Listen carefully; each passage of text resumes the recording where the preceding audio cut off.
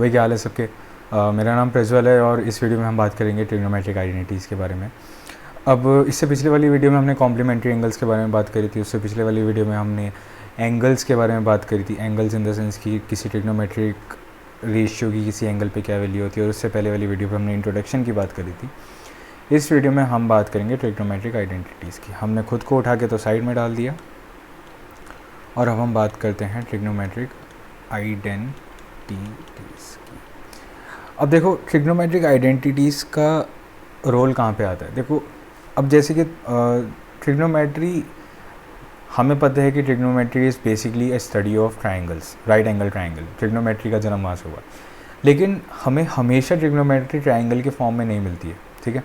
कभी कभी हमें ट्रिग्नोमेट्री के अंदर सिर्फ और सिर्फ कुछ बड़े बड़े से एक्सप्रेशन होते हैं, जैसे 10a + 10b, ऐसे दुनिया भर के इसके नीचे कुछ लिखा हुआ है, ऐसे बहुत बड़े बड़े एक्सप्रेशंस होते हैं। इन एक्सप्रेशन को सॉल्व करने के लिए एक्चुअल में इन एक्सप्रेशन का काम क्या होती है, तुम्हारे दिमाग को शार्प करती हैं, मैं तो यही मानता हूँ। तो इन एक्सप्रेशंस को सॉल्व करने के लिए हमारे पास ट्रिग्नोमेट्रिक आइडेंटिटीज़ आती हैं, ठीक है। अब ट्रिग्नोमेट्रिक आइडेंटिटीज़ बहुत सारी होती हैं, ठीक है। मेरे को अच्छे से याद है, कम से कम 30-40 से ज़्यादा तो शायद मैंने ही पढ़ी है। बट बात ये है कि ये सारी की सारी हमारी 11th क्लास में आती है। 10th क्लास में तो 3 बहुत बेसिक सी ट्रिग्नोमेट्रिक आइडेंटिटीज़ होती हैं, एंड उनको याद करना भी बहुत ज़्यादा आसान होता है। मैं जस्ट तुम्हें अभी बताता हूँ, ठीक है।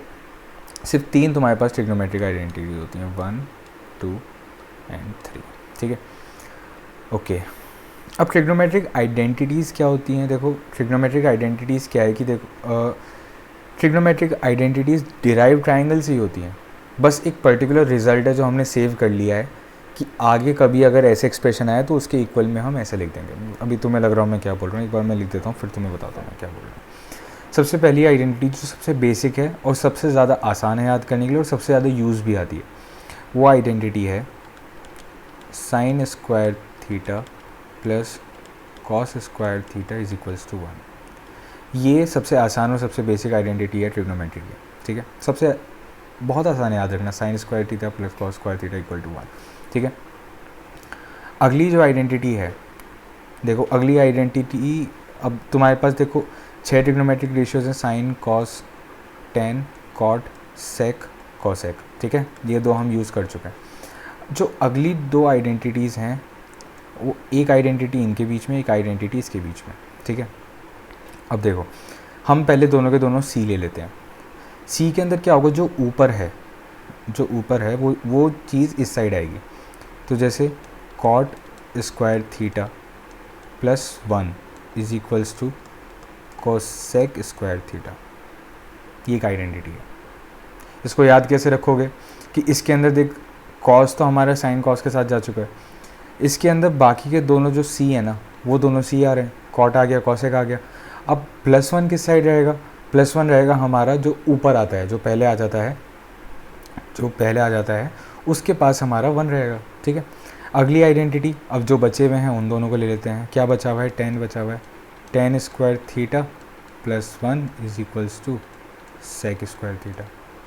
ये 3 आइडेंटिटी हैं, याद करना बहुत आसान है। कैसे तुम्हें बताई दिया कि कॉस ऊपर आ गया, बचे हुए दोनों हमने नीचे ले लिए।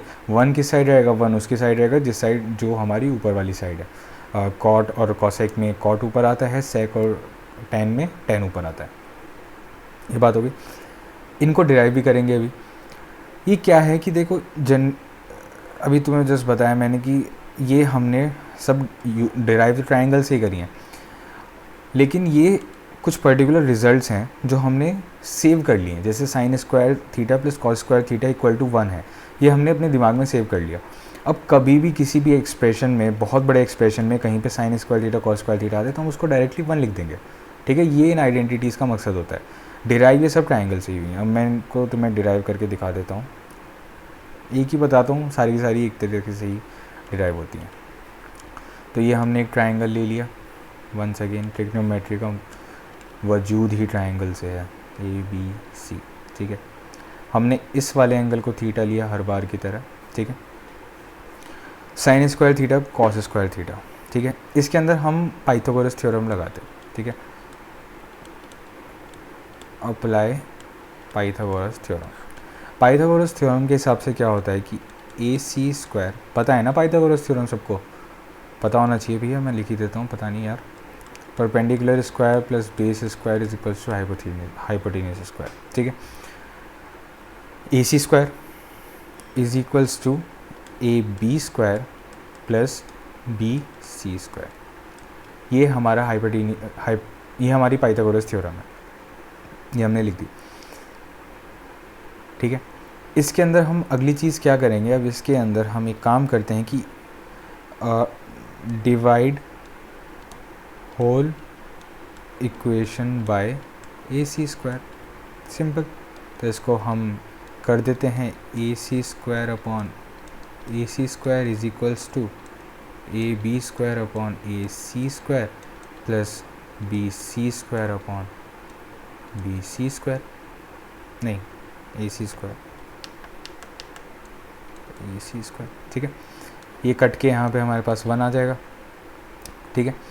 अब तुम मुझे एक बात बताओ, रुक जाओ अभी, ए बी अपॉन ए सी का होल स्क्वायर है ना ये, plus B C upon A सी का होल स्क्वायर है, ठीक है। अब तो मुझे एक बात बताओ, ए बी अपॉन ए सी क्या है, साइन स्क्वायर है, ओ साइन है, मतलब अगर मैं यहाँ पे साइन थीटा की वैल्यू लिखूँ तो वो आएगी A B upon A C. Similarly अगर मैं यहाँ पे कॉस थीटा की वैल्यू लिखूँ वो आएगी बी सी अपॉन ए सी।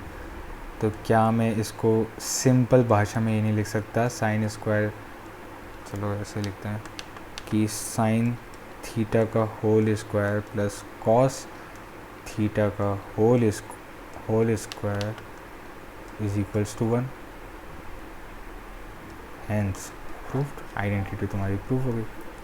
सो ये सारी की सारी सिंपल सी इस प्रकार की तुम्हारी आइडेंटिटीज़ है, सबकी सब ऐसी ही हो जाएंगी। अब जैसे कॉट की मैं बात करता हूँ तो कॉट के अंदर नीचे क्या आता है, कॉट के अंदर नीचे आता है तुम्हारा, एक सेकंड रुक जाओ,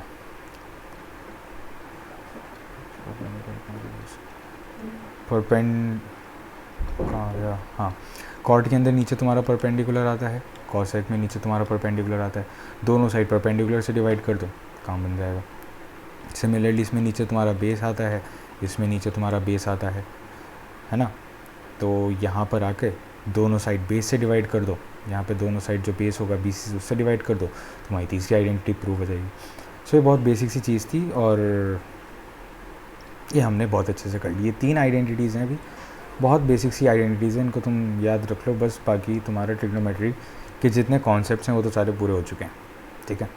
ट्रिग्नोमेट्री के अंदर ये सब था। अगली वीडियो में हम कोऑर्डिनेट ज्योमेट्री की बात करेंगे, ठीक है, कोऑर्डिनेट ज्योमेट्री की बात करते हैं अगली वीडियो में। चलो ध्यान रखो।